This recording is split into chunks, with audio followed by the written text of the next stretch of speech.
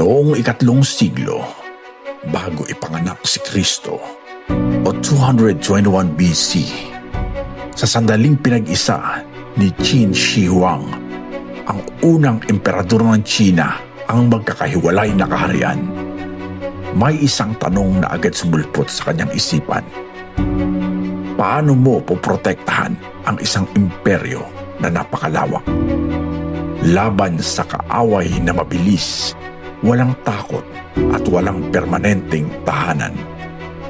Sa hilaga, naroon ang mga nomadic tribes, mga mandirigmang nakasakay sa kabayo, mga ninuno ng magiging Mongol Empire.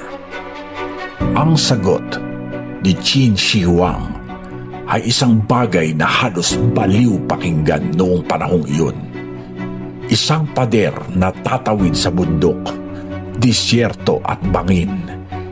Isang pader na haharang sa kasaysayan mismo. Walang makina, walang bakal na crane. Ang puhunan ng imperyo ay tao, magsasaka, sundalo, bilanggo, at sapilitang manggagawa. Milyon-milyong mga mahal sa buhay ang kinuha mula sa kanilang mga pamilya. Sa ilalim ng araw at niebe, binuhat nila ang lupa, bato at kahoy. Ang pagkain ay kulang, ang tubig ay bihira, at ang pagtakas ay katumbas ng kamatayan. Marami ang hindi na nakabalik.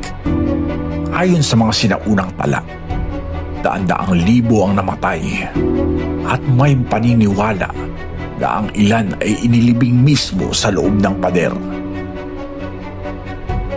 Kaya nga, may kasabihan ang mga Tsino. Ang Great Wall ay pinakamahabang sementeryo sa mundo. Pagbagsak ng Qin Dynasty, hindi natapos ang proyekto. Sa panahon ng Han Dynasty, 206 BC hanggang 220 AD, pinalawak pa ang pader. Hindi lang para sa digmaan, kundi para protektahan ang Silk Road, ang ugat ng ekonomiya ng China. Dito dumadaan ang seda, ginto, pilak at kaalaman mula Europa hanggang Asya. Ang pader ay naging bantay ng kayamanan ng imperyo. Ngunit dumating ang bangungot. Noong 1206 AD,